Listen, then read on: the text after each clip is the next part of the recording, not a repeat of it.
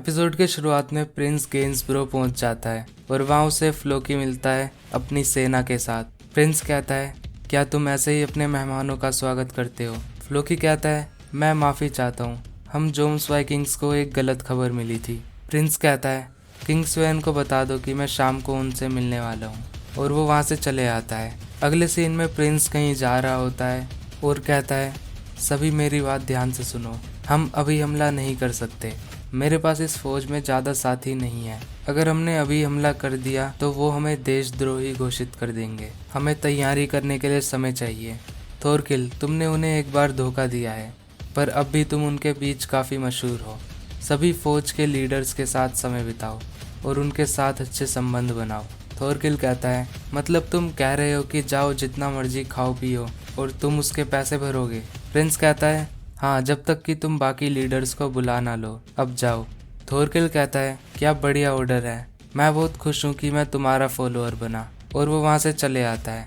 Prince आस्कलेट से कहता है, तुम मेरे साथ राजा से मिलने चलो, मैं जानना चाहता हूँ कि तुम उसके बारे में क्या सोचते हो। और हाँ, आपको बता दूँ कि आस्कलेट की एक खास बात है कि वो लोगों का चेहरा देखकर उनके बारे में काफ़ी कुछ बता सकता है। इसीलिए प्रिंस उसको अपने साथ ले जाकर किंग्सवेन का चेहरा उसे दिखाना चाहता है। और फिर तभी आगे उन्हें एक घर के ऊपर क्रॉस का साइन दिखता है। प्रिंस उसे देखकर कहता है, भगवान हमें अभी देख रहे होंगे, हम जहाँ खड़े हैं वहाँ भी लोग दोस्तों को खो रहे हैं और माता पिता और बच्चे एक दूसरे को मार रहे हैं। वो पक्का ये सब कुछ देख रहे होंगे ऊपर स्वर्ग से। मैं उन्हें कभी माफ़ नहीं करूँगा। मैं धरती पर स्वर्ग बनाने जा रहा हूँ, एक शांत और खुशहाल जगह, एक आदर्श जगह उनके लिए जिन्होंने अपनी ज़िंदगी में बहुत मुसीबतें झेली है। शायद मेरे जीते जी ये पूरा ना हो सके, लेकिन मैं फिर भी इसके लिए अपना पहला कदम बढ़ाऊंगा। मुझे यकीन है कि गॉड मुझे फुसलाएंगे और अपनी तरफ बुलाएंगे, लेकिन उस समय मैं बताऊंगा, अब हमें स्वर्ग की ज़रूरत नहीं और ना ही तुम्हारी परीक्षाओं की। अब धरती पर ही हमारा स्वर्ग है। हम वो वापस पाने वाले हैं जो हमने खोया है। अगर मुझे इसके लिए शैतान भी बनना पड़े तो मैं बनूंगा। और फिर वो अगले सीन में किंग्सवेन के दरबार में पहुंच जाते हैं। किंग्सवेन प्रिंस को अपने पास बुलाता है। आस्कलेट कहता है, रुक जाओ, तुम्हें क्या लगता है थोरफिन? थोरफिन कहता है, हाँ, वो यही है, लगभग 20 लोग, कुछ ऊपर भी हैं, तीर कमान के साथ। आस्कलेट कहता है, प्रिंस, ये एक चाल है, मुझे लगता है कि राजा को हमारे इरादों के बारे में पता है। प्रिंस आस्कलेट और थोरफिन से कहता है, तुम किसी भी कीमत पर अपनी तलवार नहीं निकालोगे। जो भी अपनी तलवार पहले निकालेगा वो हार जाएगा। ये इस तरह की लड़ाई है। और वो तीनों आगे बढ़ने लगते हैं। किंग्सवेन उन्हें बीच में ही रोक देता है और कहता है, बस रुक जाओ और नीचे झुक जाओ। और आस्कलेट उस समय किंग्सवेन का चेहरा देखता है और मन में कहता है, इसकी आंखें थकी हुई हैं, क्या यही है डेन्स का राजा? और वो तीनों नीचे झुक जाते हैं। किंग्सवेन कहता है, रैगनर को क्या हुआ, वो कहाँ है? प्रिंस कहता है, वो मर्सिया में मारा गया। किंग कहता है, बहुत बुरा हुआ, वो एक वफादार आदमी था। आम हालातों में हमें तुम्हारी वापसी का जश्न मनाना चाहिए, लेकिन मैं तुमसे एक बार खुलकर बात करना चाहता हूँ। कनूट, सिर्फ तुम खड़े हो और 10 कदम आगे बढ़ो। प्रिंस आगे आता है। किंग कहता है, तुम्हारा चेहरा बदल गया है बहुत कम समय में, तुम मेरे जैसे दिखने लगे हो जब मैं जवान था। प्रिंस कहता है, तो आपको समझ जाना चाहिए कि मेरे दिल में क्या है। किंग्सवेन कहता है, तुम एक परेशान करने वाले बच्चे हो, मैंने कभी नहीं सोचा था कि तुम मेरे जैसे बनोगे। प्रिंस कहता है, बच्चे अपने माता पिता को देखकर ही बड़े होते हैं। किंग्सवेन कहता है, बहुत समय पहले जब मैं जवान था, मैंने अपने पिता पिछले राजा को देश से निकाल दिया था और इस ताज पर कब्जा कर लिया था। मैंने ये इसलिए किया क्योंकि मुझे लगा कि ये राज्य के लिए सही रहेगा। पिछला राजा निर्दयी था और डरपोक भी था। दुनिया बर्बाद हो जाती अगर वो राजा बना रहता। मुझे लगा कि मैंने कुछ महान किया है और मैं महान चीज़ें कर सकता हूँ जब तक मैं इस ताज को दांव पर ना लगाऊं। इस ताज की अपनी एक मर्जी होती है। एक बार तुम इसे पहन लो तो तुम 1000 शिप्स और 10,000 आदमियों को हुक्म दे सकते हो। तुम हर जगह के खजाने को पा सकते हो। भगवान जैसी ताकत तुम्हें मिल जाती है। वैसे कनूट, राजा इस ताकत का इस्तेमाल नहीं करता, बल्कि इस ताकत का इस्तेमाल क्राउन की इच्छा करती है। प्रिंस कहता है, आपका मतलब इस क्राउन ने आपको आदेश दिया मुझे मार डालने का?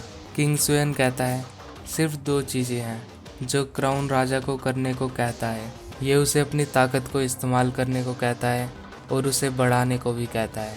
विरोध करना बेकार है, इस क्राउन को अब तुम्हारी कोई ज़रूरत नहीं। और तभी सारे सैनिक बाहर निकलते हैं और उन्हें चारों तरफ से घेर लेते हैं। किंग कहता है, कनूट, मैं तुम्हें कॉर्नवॉल का एक हिस्सा दे दूंगा, शांति से वहाँ अपना जीवन बिताओ बाइबल पढ़ते हुए। अगर तुमने मना किया तो तुम यहीं पर मरोगे। प्रिंस कहता है, क्या आपको क्राउन ने ये कहने को कहा? आस्कलट कहता है, महाराज प्लीज़ मुझे एक बार बोलने का मौका दीजिए। किंग स्वेन कहता है, अपना नाम बताओ। आस्कलट कहता है, मैं कनूट का फॉलोअर हूँ। आस्कलट, ओलफ का बेटा। महाराज, क्या आपको लगता है कि ये ताज अभी सही आदेश दे रहा है?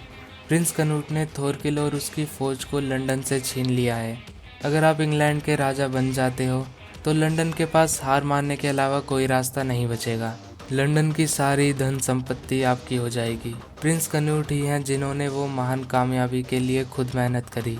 क्या ऐसे महान काम करने वाले को सजा देनी चाहिए? आपका इस मामले को संभालना बहुत मुश्किल हो जाएगा। प्लीज़ इसके बारे में फिर से सोचिए। किंग कहता है, तुम्हारे शब्द तो बहुत अच्छे हैं। आस्कलट, तुम झूठ बोल रहे हो, ये तुम्हारा निक नेम है। मुझे वो नाम बताओ जो तुम्हारे पिता ने तुम्हें दिया है। आस्कलट कहता है, मेरा बस एक ही नाम है, आस्कलट। मेरे पिता ने मुझे कोई नाम नहीं दिया। किंग स्वेन कहता है, तुम पक्का उसकी एक रखेल के बच्चे होगे। नहीं, तुम वही बच्चे होगे जिसे उसने अपनी दासी को रखने को कहा होगा। आस्कलट को ये सुनकर बहुत गुस्सा आता है, जो कि उसके लिए कंट्रोल करना बहुत मुश्किल हो रहा होता है। थोरफिन ये देखकर हैरान हो जाता है और मन में ही कहता है, मैंने आस्कलट को इतने गुस्से में कभी नहीं देखा। किंग स्वेन कहता है, कनूट, तुम्हारे पास एक अच्छा फॉलोअर है। जैसा कि इसने कहा, मुझे तुम्हें इनाम देना चाहिए। मैं कल योग जा रहा हूँ, मैं वहाँ एक दावत रखूँगा। मैं तुम्हारा इनाम तुम्हें वहीं दूंगा। और फिर वो वहाँ से चले आता है।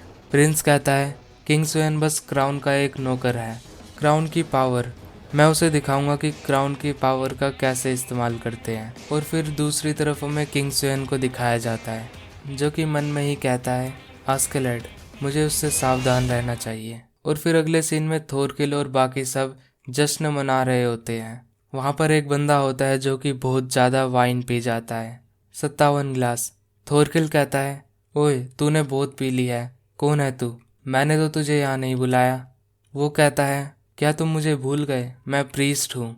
और फिर यह देखकर सारे चौंक जाते हैं। थोरकिल कहता है कि तुम कितने साल के हो?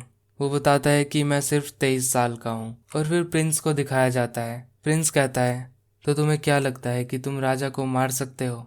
आस्कलट कहता है, ये बहुत मुश्किल होने वाला है। मैं बस यही कहूँगा कि मुझे पता चल गया है कि वो एक चालाक आदमी है। वो अपनी चाल बहुत चालाकी से चलता है। जब उसने देखा कि हम उसकी धमकियों से नहीं डरने वाले, तब उसने दूसरी चाल चली। मुझे ये कहना पड़ेगा कि वो लड़ाई करने में बहुत अच्छा है। वैसे भी वो इस देश का राजा है। वो हमारे लिए बहुत होशियार दुश्मन है। चलो उसकी बात मानते हैं, जब तक कि हम अपने मौके का इंतजार कर रहे हैं। तभी वहाँ पर एक आदमी आता है और कहता है, प्रिंस, मैं बहुत खुश हूँ कि आप वापस आए। ओह, क्या ये आदमी आपका नया फॉलोअर है? प्रिंस आस्कलट से कहता है, ये रैगनर का भाई है, गुन्नर। आस्कलट कहता है, मैं आस्कलट हूँ, ओलफ का बेटा। गुन्नर कहता है, तुम तो बहुत सीरियस आदमी लगते हो, मैं गुन्नर हूँ। और फिर प्रिंस उसे बताता है कि रैगनर मर चुका है। मैंने किंग स्वेन से एक लड़ाई लड़ने का फैसला किया है। प्लीज़ इसमें तुम मेरी मदद करना। तुम्हारा काम है राजा पर नज़र रखना और उसकी खबर मुझे देना। अपने भरोसेमंद सैनिकों को चुन लो। और फिर आस्कलट वहाँ से बाहर निकलता है और देखता है कि थोरफिन ट्रेनिंग कर रहा होता है। आस्कलट कहता है, कितना अच्छा है कि तुम हमेशा तैयार रहना चाहते हो। क्या तुम्हारा सीधा हाथ अब ठीक हो चुका है? और वहाँ पर अतली आता है, या जो भी इसका नाम है, और कहता है, मुझे पता है कि तुमने कहा था तुम्हें परवाह नहीं, लेकिन हमने तुम्हें धोखा दिया था। मुझे समझ नहीं आ रहा कि मैं तुमसे कैसे बात करूं। और तभी उसका भाई उसे एक स्नोबॉल फेंक के मारता है। और देखो मेरे भाई को भी क्या हो गया है। मैं आशा करता हूँ कि बियोन ठीक हो जाएगा। आस्कलट कहता है, बियोन अब ज़्यादा देर तक जिंदा नहीं रहेगा, उसके जख्म बहुत गहरे हैं। अब थोरफिन ही बस मेरा एक आदमी बचा है। अब मुझे सब दोबारा से शुरू करना होगा। और वो अपनी कलाई में से निकाल कर उसे एक सोने का ब्रेसलेट देता है और कहता है, तुम्हें घर जाते वक्त थोड़े पैसों की ज़रूरत पड़ेगी, लेकिन मेरी एक शर्त है फिर कभी तलवार मत उठाना, तलवार तुम्हारे लिए नहीं बनी। भेड़ बकरी पालो, शादी करो, बच्चे संभालो और अपने बिस्तर पर ही मर जाओ। अगर मैंने फिर कभी तुम्हें युद्ध भूमि में देख लिया तो मैं तुम्हें मार डालूंगा, चाहे तुम मेरी साइड ही क्यों ना हो। और फिर वो वहां से चले आता है। कहानी जाती है योग की तरफ और यहीं पर किंग स्वेन की दावत होने वाली है, जहां पर वो प्रिंस कन्यूट को इनाम देने को कह रहा था। और यहीं पर हमें लेइफ को भी दिखाया जाता है। तो ये एपिसोड यहीं खत्म होता है। वीडियो पसंद आई हो तो लाइक करना। इस वीडियो का लाइक एम है 50 लाइक्स और 50 लाइक्स के बाद ही नेक्स्ट एपिसोड आएगा। और अगर आपने इंस्टा पे फॉलो नहीं किया है तो कर लो, ताकि आपको वीडियो से रिलेटेड अपडेट मिलती रहे। कमेंट कर देना ताकि इस वीडियो की रीच बढ़े। बाकी मैं मिलता हूँ आपसे नेक्स्ट वीडियो में। Thanks for watching and good bye.